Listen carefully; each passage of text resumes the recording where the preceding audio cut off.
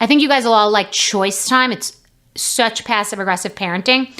So I don't, when you have kids, it's like snack. We're going to have snack for snack. Let's bring it for snack. Can I have a snack? Snack is discussed a lot with kids, like snack. And then they're always trying to get treats in and pretend they're just like snacks. And I have a snack. I'm like, that's not a snack. That's like Swedish fish candy. But snack is a whole like thing that you don't say as much as adults. Like, I'm going to save it for snack. So snack is a big thing. And then I feel like it starts in school, like choice time. We're going to have choice time now. So kids can either hold their whoopee, read a book, sit in the corner, play with blocks. It's choice time. So my fiance often says, I think he started it because I think it's been going on. I've known him since the kids were young. And so I think he used to say choice time. But it's really passive aggressive for like, leave me the fuck alone parent time. It's not like this really lovely thing of just like, well, it's choice time now. Joshua, you can read a book and do bedtime or story, and you can have milk and cookie for snack. But it's really like you've done an activity with your kids. You've just gone to see the Christmas lights, or you've gone to Rockefeller Center, or you've done tubing for the day, or you've gone to an escape room, or you've just put your back into parenting. And then you get back in the car and there's just been a lot of talking and activation, as I call it. Or you did that and you also went out to lunch and had to deal with a bunch of different kids eating chicken fingers, and everyone got different, and it's just gross food and you feel disgusting, and you just like drinking alcohol at lunch because you just are trying to cope through the parenting day. And then you get home and you're just like, your kids want something else, or they want to talk about something else or some other activity because they never give up because they're Duracell batteries. And then you say, okay, I think it's time for choice time, which means like everybody just shut the fuck up and leave each other alone for a good significant period. It's time. And in fact, it's really choice time for parents. It's not for kids. It's like parents' choice time. It's like I'm taking a nap, or I'm taking a bath, or I'm taking a bottle of tequila, pouring it into a blender with some lime juice, some Cointreau, some ice, and some strawberries, and blending, because that's my body and my choice. It's my choice time. So I think you will enjoy choice time as a nice parenting tool. Our guest today is Lady A, highly acclaimed country trio composed of Hillary Scott, Charles Kelly, and Dave Haywood. Since 2007, Lady A has steadily come to dominate the country music scene. The group has 11 number one songs, 18 million albums sold, and 5 billion digital streams, not to mention their 5 Grammy Awards, 14 AMC Awards, and countless other accolades, yet they remain capable of living a very normal Nashville life. Off the stage, Lady A is just as phenomenal. They created Lady Aid, an organization designed to bring awareness to many social issues and philanthropic efforts happening worldwide. They also started the Lady Aid Scholarship Fund to financially support students attending historically Black colleges and universities. You are going to love this one. Please welcome our guests.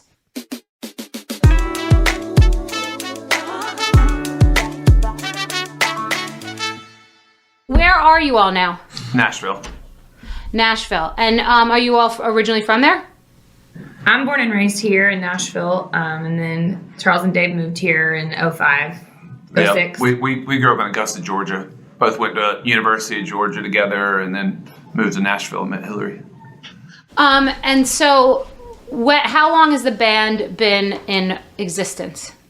It'll be 16 years this May. 2006, Charles and I moved up just to be songwriters, just to try to pitch songs to other artists.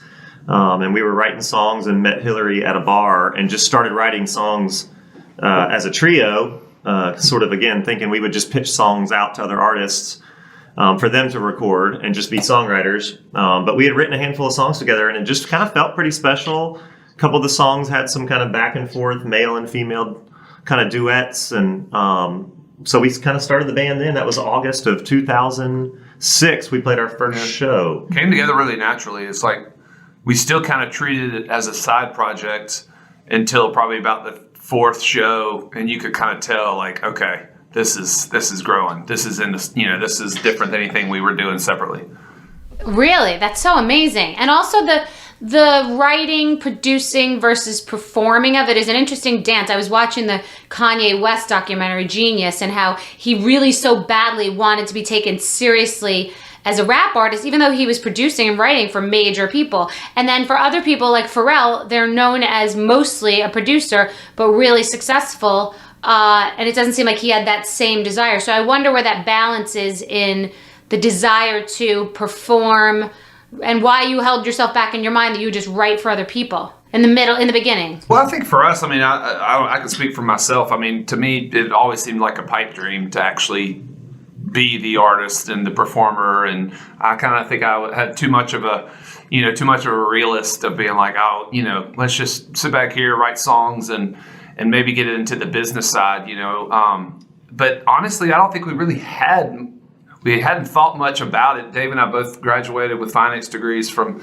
Georgia, and we're like, man, I want to give this a shot. We always knew we had that to fall back on, but we wanted to kind of give this music thing a shot. But I don't think we actually knew exactly what it was going to be, and we didn't really have a vision. We just knew we loved music. You were performing. Hillary was performing a lot more. She was kind of doing a lot of solo stuff. So, her mom is a country artist, and she was performing regularly. So I think that was probably more in your mind. So tell them your whole story. It's pretty intriguing. Because I grew up here in Nashville. Both my parents moved from their hometowns. My mom's from East Texas. My dad's from near Charleston, South Carolina.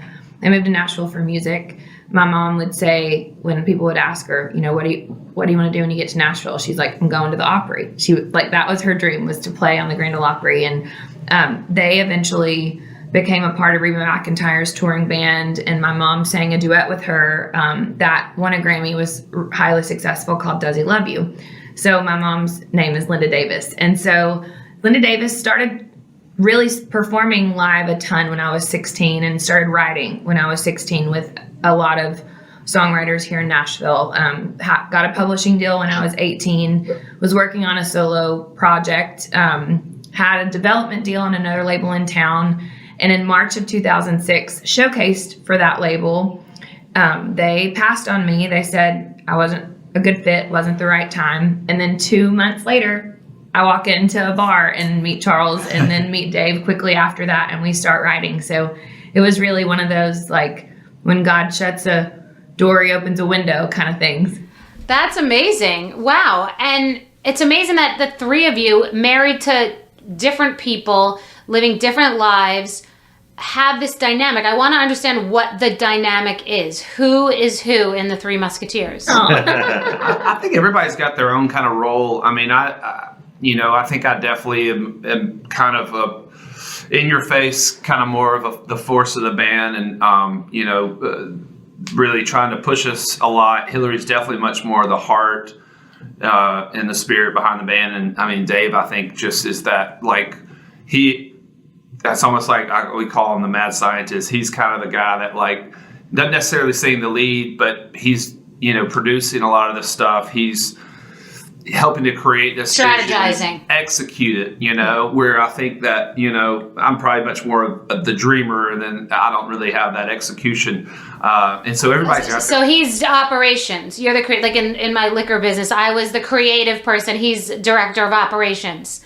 Okay. Well, it's worked. I mean, it's evolved over the years too, where, like, you start recognizing each other's strengths and letting them take the lead. I mean, there's so many things that I'm like, I don't care a part of this. Like the imaging. I mean, Hillary usually leads that whole vision of, like, videos, photo shoots, how the stage is going to look, and I'm like, it's not my forte, and vice versa. Yeah. So there's a lot of different things over the years that we figured out, and and it's like, when a lot of people ask, they're like, who's the leader of the band? It's like, well, we're not. Nobody. There isn't a leader. We're all individually, make the whole thing work. Well, and in business, it's very. I was just talking to my assistants, who two of them, they have very differing skill sets, and sometimes one of them could get frustrated with the other, or myself, if one doesn't understand something else. But if everyone really does what they're good at, it actually becomes great, because the two of them are better. I don't need two of them to be great at the same thing. That would be redundant. So it's very much like business, but I don't think people have an easy time finding that dynamic in business, or in music for that matter, in partnership or in relationship. So I thought I think that's one of the most compelling things.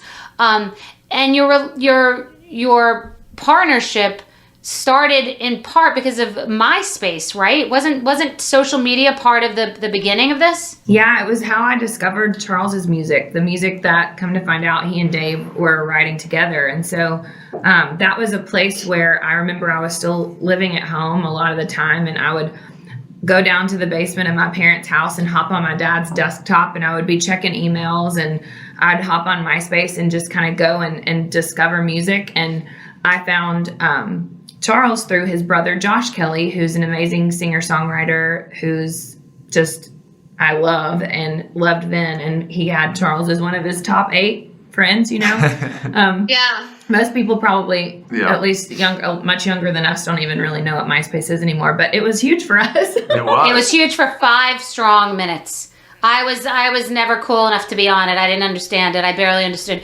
Facebook, which came later. But do you now, because of that from the beginning, do you think social media is so important? Is it a huge part of your success, your model? Are you good at it? I will say we felt like especially in our genre, we were some of the first ones to really kind of take a camera around and post a lot of footage, road videos and stuff like that.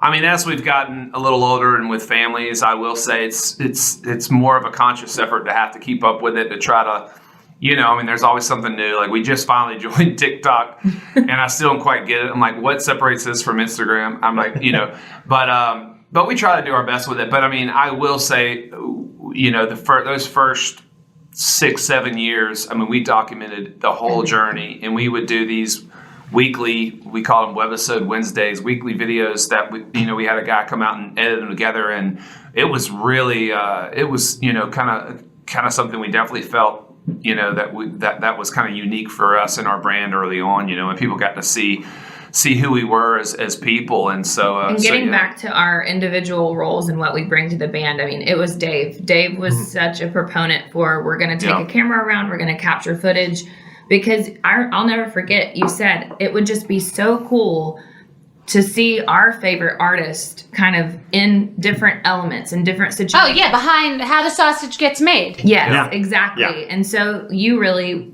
forged the way, and we brought someone into our camp that was their job, alongside probably helping do some crew work, It's a discipline to do it. I do relief work all over the world, and everyone says, or certain people say, you need to have this be a documentary, but it's a discipline to do it, to have someone to invest in it, but you'll have it. I mean, is it going to be a documentary? We have tons of footage about how we write, how we record, how we make records, and then how we tour and travel the world and perform. And but yeah, I mean, we've got lots of great stuff we could use in some capacity. We did when one of the live video shows we did. Remember that? It was kind of a little bit of that behind DVD the scenes. thing. Yeah, the DVD back when the people played DVDs.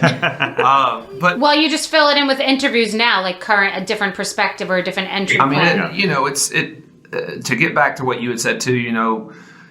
Finding the right band. I find the right people to work with. I mean, all my favorite bands broke up after like 6 or 7 years, every single one of them. And I remember just thinking to myself, as I like to call myself a realist, like, this isn't going to last forever. And now that we're sitting here 15 years later, and we've had plenty of ups and downs, but for the most part have always kind of respected each other and gotten to lean on each other. And it's always been about the music and putting that It's first. remarkable.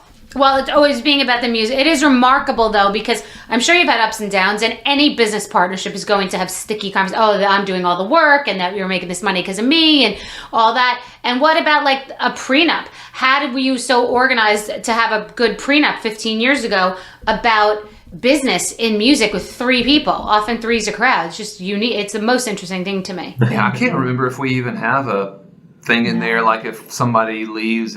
I think we just basically said if one of us ever left in the band, because like it just wouldn't be the same. Yeah. Who gets custody of Dave? Yes. And your families, are they all close? Are they all? Do they love this whole sort of marriage? They get jealous? Like, what's the dynamic with the families? I mean, I think we learned once we started our families, a lot of our perspective shifted from the standpoint of like, we want to work, we want to provide for our families, we want to do what we love to do. And also, we have a large band and crew that we, give work to. And so it comes with a lot of responsibility. But we also know, because we want to do this for a really long time, these years with our kids, we're never going to get them back. And so trying to find that really healthy work-life balance has been a real priority for us. Yeah. I mean, and it was interesting. I was the first one to get married. And I remember, like, when my wife would be, she'd always be there. And I remember us having, like, a little point of, you know, like, hey, man, does she have to come to every little thing? And then, like, they got married, and they're like, I remember, like, it was one of y'all after you got married said, I just want to let you know, I apologize. I totally get it, Dan. Oh, yeah. And then she was the first one to have a baby, and we had to take all this time off. And it was like, okay, we had already laid this groundwork of this is, you know, there's going to be these firsts.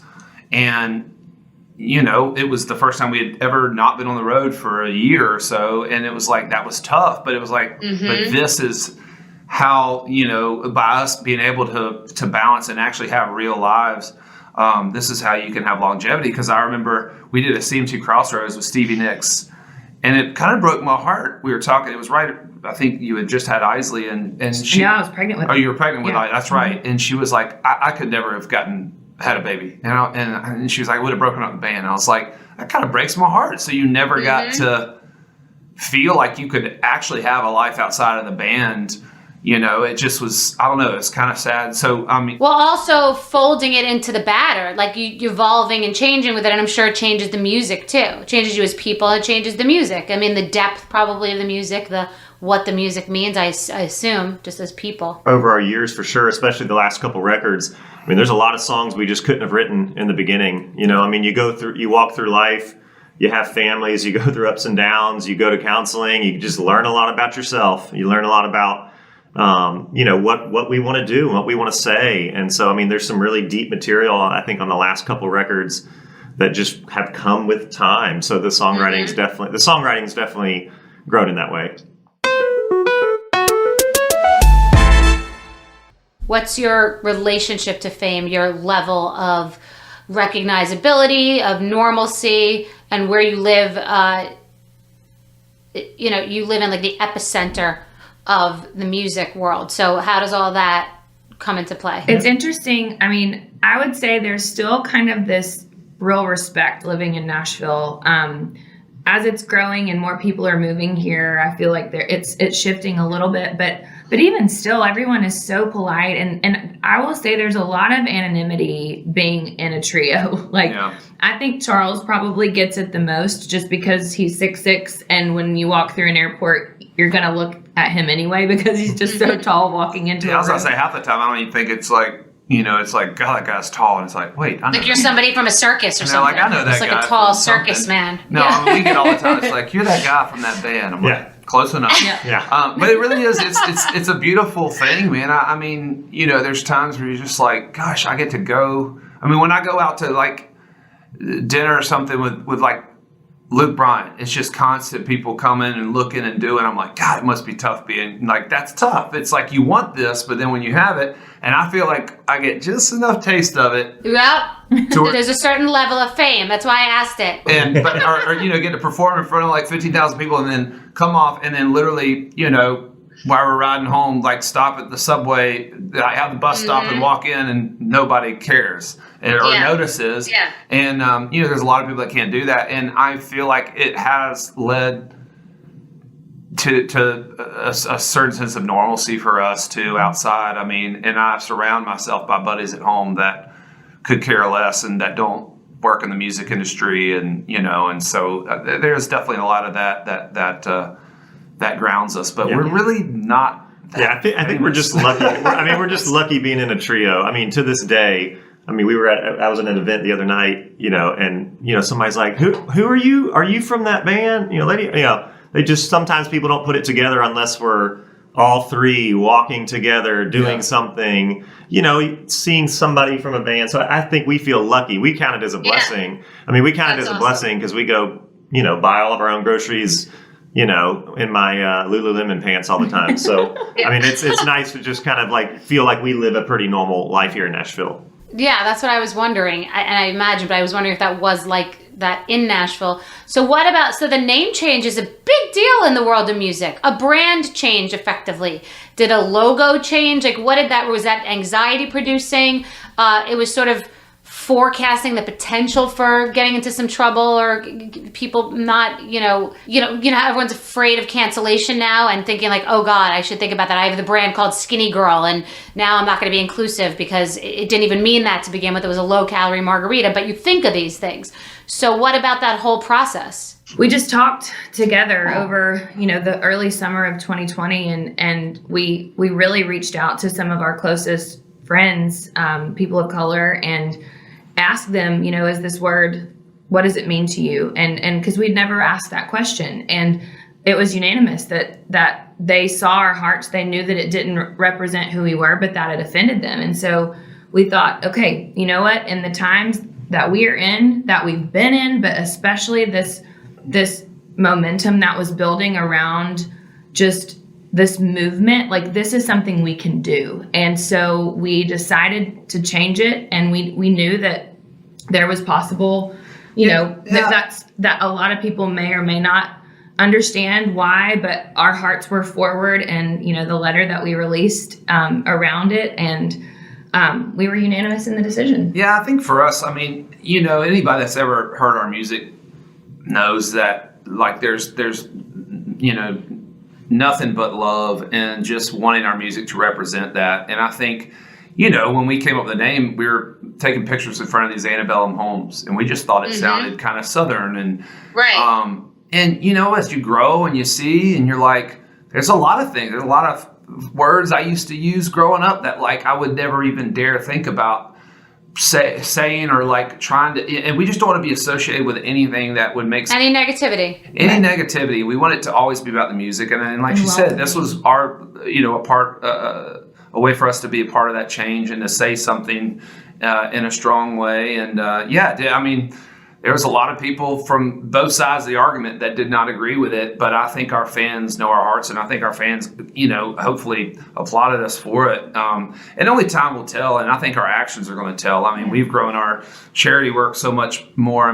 We've always been really strong with children's organizations, and we've even grown that into a lot of different education programs. And I just think after having kids, we've got kids, we're like, I don't want my kid to, in 10 years, when he's in history class, go, why do y'all name yourself this? Like, right. You know what I mean? And I think all those conversations, again, it's not something you really think about when you grow up in the South. You're just like, is what it is. We kind of romanticize words like that. And so that's what it was about for us. And there were some hiccups early on with it. It was some, but everybody had been calling us Lady A literally from the first year. The second show so it was a no-brainer. That's what I was about to say. I think it would have been tougher if we didn't have that. And all of a sudden we were called, hey guys, you remember that band? Now they're called Two Dudes and a Chick. You know what I mean? Meant to be. That's so interesting. Yeah, I wouldn't have. That's interesting. And you're each in successful relationships, and you have a successful relationship with one another, which is very admirable. And we talk a lot about successful relationships on this podcast. What are your number one sort of rules in relationships about either communicating or arguing or, and what are parallels in business that you find in your personal relationships? I feel like being in partnership with Charles and Dave years before I got married helped prepare me for marriage. I think just with communicating with two men who communicate very differently from one another, I think it's taught me a lot. There's two, obviously, that I'm in a band with and a bus full in those early years, with our band. So it definitely helped me. And I think, Chris and I, we met in college, we're friends, and then really reconnected and started dating about almost 6 years later. So there was this comfort level that I had with him that he had known me prior to any kind of rise to fame. And he was a drummer. And so after we got engaged, we brought him on as our drummer. He toured with us for 7 years through the birth of our first daughter. She came out on the road with us. And then when we got pregnant with our twins, because our twins just turned 4, he said, it's time, I think it's time for me to step aside, and I would love nothing more than to be a full-time dad. And that's what he's been doing for 4 years. Really? Interesting. And was it hard to work with someone who's in the same industry? I mean, was it hard to be in a relationship with someone that you work with? I think because there were kind of 3 bosses, there was a nice balance to, like, we would make decisions. I felt like we really managed it well. I mean, there was definitely some, it was something to navigate, I think, but all things considering, it felt pretty easy, and y'all could speak to that. Yeah, honestly, I think it was nice because, she's such a homebody too. I think early on it was like, we brought him on. He's one of the best drummers. So it wasn't like we're sitting here bringing on some awful drummer. Right. And he was so special. And it probably, if anything, for her not getting a break from your husband, because I will say sometimes having that healthy break is nice. But she's such a homebody. I think it helped her not miss home so much, having him out there on the road.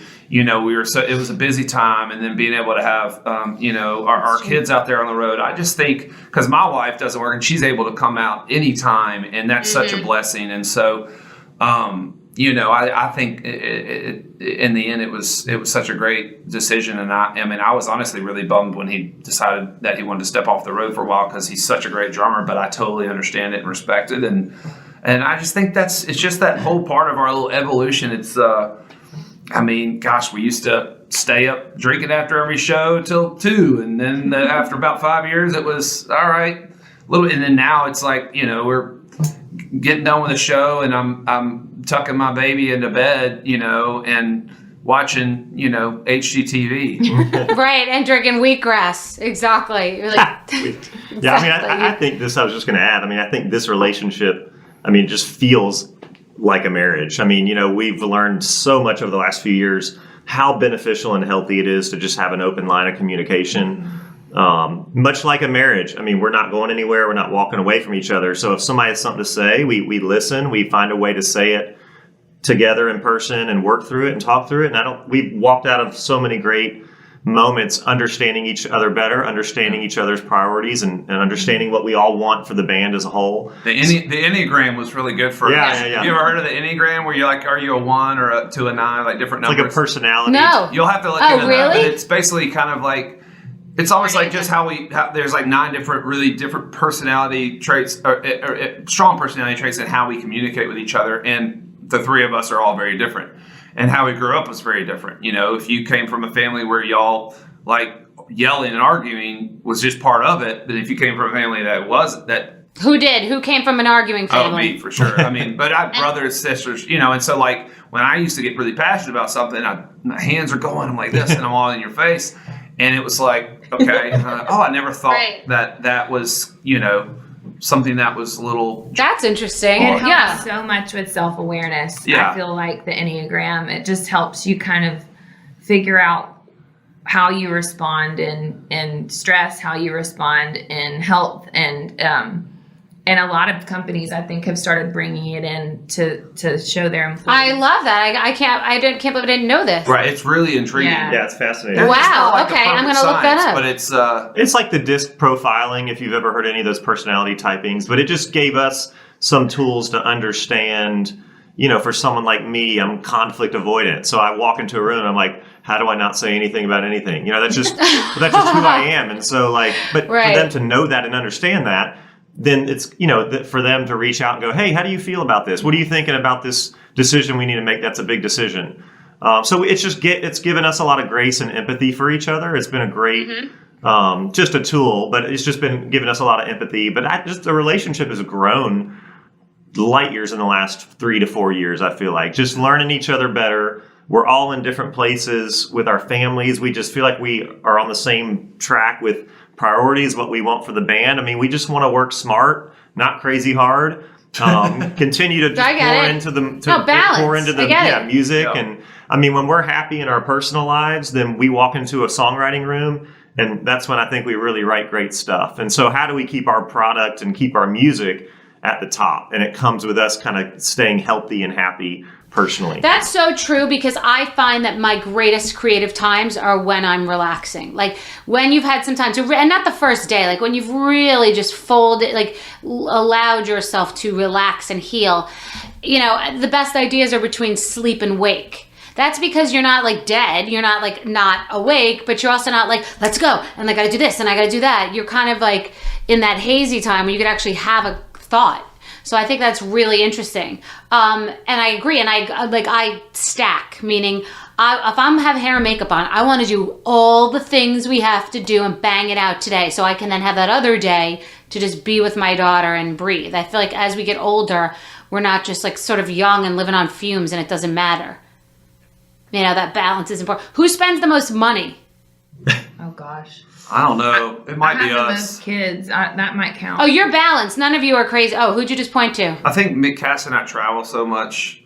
Like we'd like to do a lot of travels, and I mean, I'm not gonna be like one of those guys like my wife spends all the money. Oh yeah, no. We both like. I will say like. Yeah, we can go pretty hard in the paint when we want to, especially with like wine, dinners, and travel, and You're living. But you know, we're also really smart too. I mean, we grew up. Dave and I, you know, we went business school, and so I feel like I've got we've got families that really, you know, we were really lucky. All three of us grew up with just great supportive families, and kind of learned early on, you know. We didn't want to make any of the mistakes that a lot of, you know, artists and people can make of, you know, just blowing it all in the first few years. So we've been pretty smart, but I think we all spend a lot of money on different things. Yeah, that's like, a good point. Like That's Dave, a good point. You've got an incredible studio, and you've invested in your guitars. Yeah, and I your, won't bat an eye to spend gear money. Yeah. I've got a lot of children and clothes, and you like to travel, so it's like you like experiential and golf courses. Yeah, my wife hates that. Nice. She's like, maybe we'd have more money to spend traveling if you stopped joining golf courses. That's amazing. But you all grew up what? Upper middle, or I grew up pretty modest, and then when my parents got their job with Reba, that really changed everything. Yeah, I'd say I had a little bit of a juxtaposition. It was like my parents divorced when I was 5. And my mama, she never remarried, but she still got child support from my dad, but he was a cardiologist. So I lived with my mama during the week, and, you know, it was pretty modest, but nice. And then I like see my dad on the weekend, you know, and then you kind of get into that whole, like the country club world. And so I had this really interesting juxtaposition growing up, which I think it kind of was really nice. It almost sometimes made me aspire to want to get over here, but then also recognize of what I hate about a lot of that, and have more of a grounding effect. And I had a lot of freedom, I will say. Living with my mom, me and my siblings, I mean, we kind of, you know, really learned how to become self-starters, and there was a lot of that, because I do think, you know, we didn't have quite as much discipline. Yeah. So you had to kind of find your own discipline and control. But I think all of our parents really taught us the value of a dollar. I mean, we grew up in just kind of suburban neighborhoods. You know, my first car was like a $3,000 Honda Civic from the 80s, you know, just kind of just a good balance. I feel like my dad is a dentist in Georgia, but, you know, just a great upbringing and trying to teach us all the good, well-rounded principles. And I'm lucky. I feel like we're lucky because, we are. You know, when you do have some wealth that does come in the door, you really, you know, I'm very thankful that we are prepared. We see things the same way. We put a portion of every dollar we make into our charity organization. We really just, I think, make wise choices in that space. And so that's something I'm proud of with us too. Would you consider yourselves lucky or smart? What percentage? Oh, interesting. That's a great question. I think it all. I was about to say it's definitely a balance. I mean, in the beginning, I will say highly lucky that I ran into Hillary at the bar, because I don't know where we would have gone, what direction, you know, it would have taken. But I think once we started this band, we were incredibly savvy. And we worked our butts off. We wrote every day. Yeah. Like that was the luck, but you were prepared for the luck. That was the fish, but you had nets and But there's, I mean, Dave's really, really smart. So I would say his charts, your balance is going to be, you know. I mean, it's right place, right time. I mean, things just kind of, I mean, there's so many talented people in Nashville. I mean, even just the music that you all know out of Nashville, you know, behind the curtain, I mean, that's the tip of the iceberg. So there's so much great art coming out of this city. I mean, I walk down Broadway and see bands playing and still kick myself that we actually get to go do it in a big arena or amphitheater. So definitely luck would get a good 25, 35. I was going to say we'll go 50-50. 50-50. Okay. But it's nice. You guys are also nice, so you're probably well liked in the industry, which gets you pretty far, you know, to be well liked, and also a genre that is supposed to be authentic, you know, a genre of music that people want to be humble and authentic, not, you know, bunch of jerks. There's a lot of great artists. There really is. I mean, you got your handful of you know, highly egoed artists out there, but for the most part, our genre we're really fortunate. And I mean, I would say 90% of the people in our genre are really, really close friends. And I want to come. I've been, but like, to sign books in a mall somewhere, so I only saw the inside of a hotel. So I would love to come. I would love to feel what it feels like. Yeah, come to an award show. You know, do like present an award, but then come to the little parties afterwards, and you can really get to see everybody. Yeah, just put me right in the eye of the storm, so I could do in one shot, like the Jiffy Lube of Nashville. So in one night, I could just I know what's going on in one night. We'll tell you where to go. Yeah. All right. And then last question is your rose and your thorn of your careers, not lives, not, you know, personal lives. I'll say it. The rose is the music for me. The thorn has probably been controlling my drinking. Oh, interesting. I get really caught up in it over, you know, the past 15 years of doing this. It's been a constant roller coaster. There's always an excuse to drink when you're in the music business. Yeah, I mean, it becomes a pastime. Even in life, though, with people in the pandemic, it becomes like, it becomes like thematic. The way that you go and want hot cocoa when it's snowing, I'll just be like, oh, let's have a drink. Let's just have a drink. It sounds so great to have a drink. Yeah. So, do you not drink? Are you recovering, or you just teeter on? Right now, I'm not. But you know, I'm not saying I'm never going to. But definitely after the pandemic, I had to take a little break. Well, that's interesting too. People now that aren't making grand statements, and it may not have presented a massive problem, but they just don't feel great about it and the things that it's bringing in their lives. Also, you're not trapping yourself in some corner that it's like, oh, I drank. You know, that's balanced in my opinion. Yeah. Mm-hmm. Yeah. The relationship with that, because I feel the same way. Sometimes as we get older, we just don't like the way it makes us feel, or what, you know, whatever it is. So interesting. And what about you? I would say the rose is. I would combine the music, the creative space, and my family, and the health of both of those. I really am just really happy in at the moment. And then the thorn would be, it's really hard to travel as a mom and leave your kids at home.